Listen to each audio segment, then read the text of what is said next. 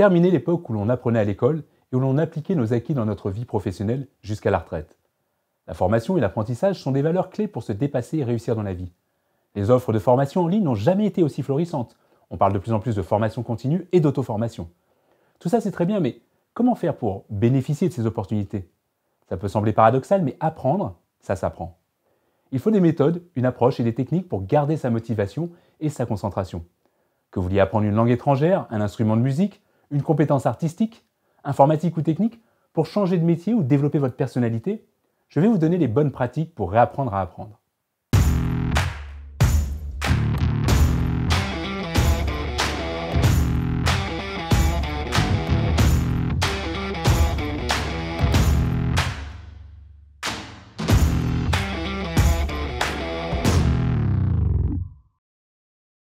Les analphabètes du XXIe siècle ne seront pas ceux qui ne savent ni lire ni écrire, ce seront ceux qui ne savent pas apprendre, désapprendre et réapprendre.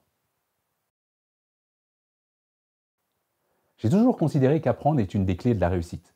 Mais au-delà du simple fait de mémoriser des concepts, des théories, des dates, il faut surtout savoir et vouloir apprendre. Et pour cela, il faut aimer apprendre.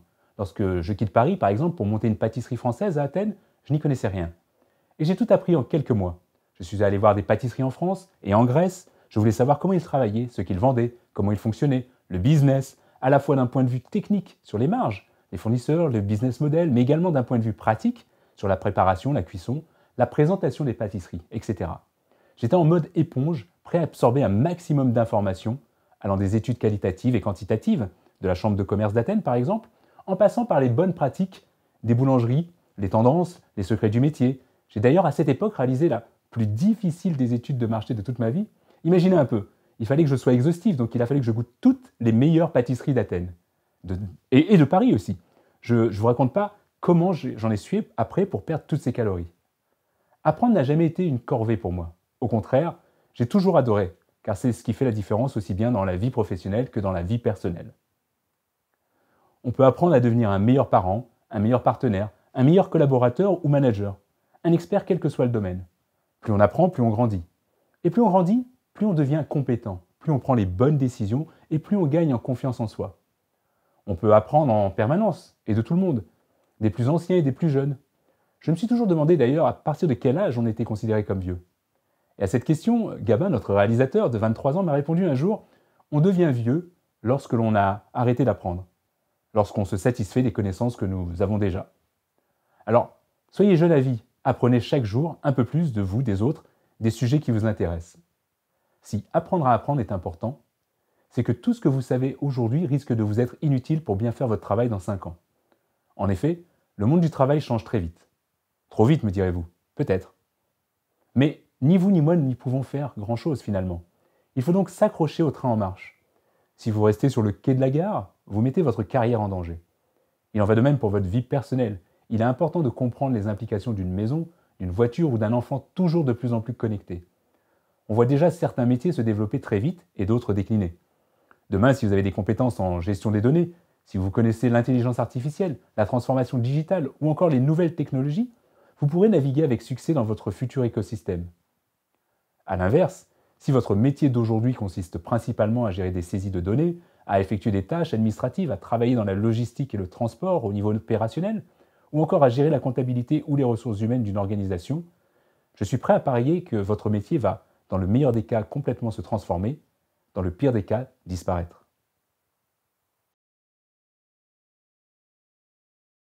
Je sais, je ne vous apporte pas que de bonnes nouvelles. Mais sachez qu'il existe aussi une solution. Ça s'appelle la formation continue. Que ce soit sur vos savoir-faire, mais aussi sur votre savoir-être. Avec les métiers qui évoluent, les qualités recherchées évoluent également. Demain, on recherchera avant tout des collaborateurs innovants, dotés d'une solide pensée analytique et critique, des personnes créatives qui aiment résoudre des problèmes et trouver des solutions, des personnes dotées d'une solide intelligence émotionnelle, qui se remettent en question facilement et qui sont agiles, adaptables et capables de naviguer dans un environnement complexe et en constante évolution. Ce sont ces compétences que vous devez impérativement développer en priorité et les enseigner à vos enfants, à vos proches, bref, à toutes les personnes que vous appréciez si vous ne voulez pas que ces dernières restent sur le carreau. En entreprise, il existe peu de façons d'apprendre. Vous avez le droit individuel à la formation, quelques conférences et éventuellement un peu de coaching par un manager. C'est certainement mieux que rien, mais ce n'est surtout pas assez. Si vous comptez uniquement sur votre entreprise pour vous former, vous risquez d'être déçu et dépassé. En revanche, si vous comptez sur vous-même, vous pourrez accomplir de très très belles choses. Dès aujourd'hui, vous pouvez vous lancer. Lisez des articles dans la presse, des blogs spécialisés, visionnez des vidéos sur YouTube, posez des questions à vos pairs, lisez des livres, participez à des webinaires, écoutez des podcasts, suivez des cours en ligne. Les limites sont quasiment infinies. Ce qui est excitant avec l'apprentissage en continu, c'est qu'il n'y a jamais de fin. Ce n'est pas comme le fait d'obtenir un diplôme à l'issue d'un cursus universitaire, par exemple. Pour progresser, il faut savoir apprendre et ne compter que sur soi. Car après tout, c'est pour vous et pour vous seul que vous le faites. Pas pour votre entreprise, pas pour votre entourage, mais pour vous. Et même si cela vous coûte quelques euros par mois, pour accéder à un site de formation, pour valider un cours en ligne par exemple, le retour sur investissement sera conséquent. Un jour, ma voisine m'a dit que ce n'était pas à elle de payer sa formation, mais à l'entreprise de le faire. Alors je lui ai gentiment rappelé qu'elle dépensait chaque semaine beaucoup plus en restaurant et qu'il serait peut-être temps pour elle d'investir sur le développement de ses compétences. Prenons un exemple simple. Avec le confinement, on voit des professionnels qui découvrent la vidéoconférence et le travail à distance, les logiciels de collaboration par exemple. Mais ce sont des choses qui existent déjà depuis plus de 10 ans. Il n'y a rien d'innovant dans le fait d'utiliser ou de travailler avec Microsoft Teams, Google Meet, Zoom ou Slack. C'est juste la réalité. Ce qu'il faut aussi, c'est penser avec de l'avance. Pour cela, je vous invite à vous poser les bonnes questions. À quoi va ressembler votre métier dans 2 ans, dans 5 ans? Comment votre métier a-t-il évolué au cours des 10 dernières années? Que faisiez-vous que vous ne faites pas aujourd'hui? De quoi avez-vous besoin, par exemple, pour mieux travailler aujourd'hui et pour trouver l'emploi de vos rêves? Si demain vous souhaitez reprendre une formation pour occuper le métier rêvé, êtes-vous prêt à franchir le cap? Sinon, qu'est-ce qui vous bloque? Notez toutes ces réponses à ces questions. Réfléchissez-y, revenez-y dans 2 semaines, dans 2 mois ou dans 1 an. Vous verrez, votre réflexion aura sans doute déjà évolué. Apprendre aujourd'hui est facile. Je ne vais pas être exhaustif, mais il existe des centaines d'options et de possibilités. Entre les MOOC, les cours en ligne, les tutoriaux vidéo, les résumés de livres, etc. Dans le train, dans votre lit, sur vos toilettes, vous pouvez apprendre tout le temps et partout. Si vos souvenirs d'école et les anciennes méthodes pédagogiques vous rebutent, dites-vous bien que tout cela a vraiment changé. Non seulement la multiplicité des formats fait que c'est facile d'apprendre, mais c'est aussi gratifiant et amusant. D'autant plus qu'apprendre, ce n'est pas régurgiter ce que pensent les autres. C'est se faire sa propre opinion. C'est accepter d'être challengé et de challenger les autres. Pour bien connaître le milieu des nouvelles technologies, je vais être tout à fait honnête avec vous. Ma grande crainte, c'est que peu de personnes ne se rendent compte que le digital va vraiment changer la société en profondeur, avec des pertes d'emplois à la clé. Et cela ne concerne pas que les emplois manuels ou peu qualifiés. Cela concerne aussi les notaires, les banquiers, les traders, même certaines professions médicales comme les radiologues. Je vous invite donc à sauver votre employabilité aujourd'hui en réapprenant à apprendre. Une des missions de Mars est de vous offrir une sélection des meilleurs contenus et formations disponibles pour vous aider à vous développer.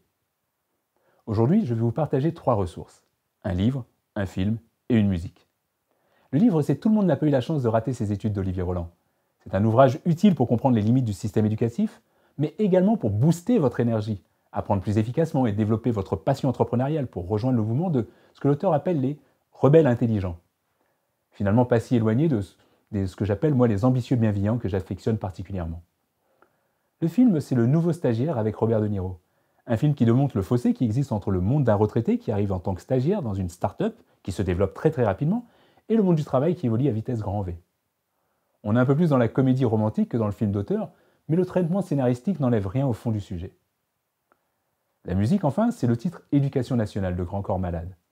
Si l'école ne peut pas former les élèves à ce qu'il se passera dans 10 ou 15 ans, elle peut toutefois donner un socle de connaissances solides et un état d'esprit propice à l'apprentissage en continu. Pourtant, comme vous le verrez dans cette chanson, nous ne sommes pas tous logés à la même enseigne. Et certains s'élancent dans la course avec un boulet au pied. C'est justement là que le digital peut aider et apporter une nouvelle égalité des chances. On peut désormais ne pas être né sous la bonne étoile et accéder aux meilleures formations du monde. Le bonus digital est simple. J'ai envie de vous donner quelques sites d'apprentissage et de formation à visiter. Certains sont gratuits, d'autres sont payants, mais tous sont à explorer au moins une fois avant de faire votre choix. LinkedIn Learning, l'offre payante e-learning du réseau social. Udemy, Skillshare pour ceux qui parlent anglais, payant également.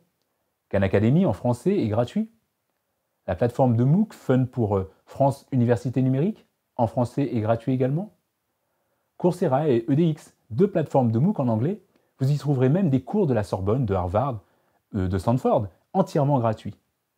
Il vous faudra juste payer pour obtenir un certificat de réussite dans certains cas.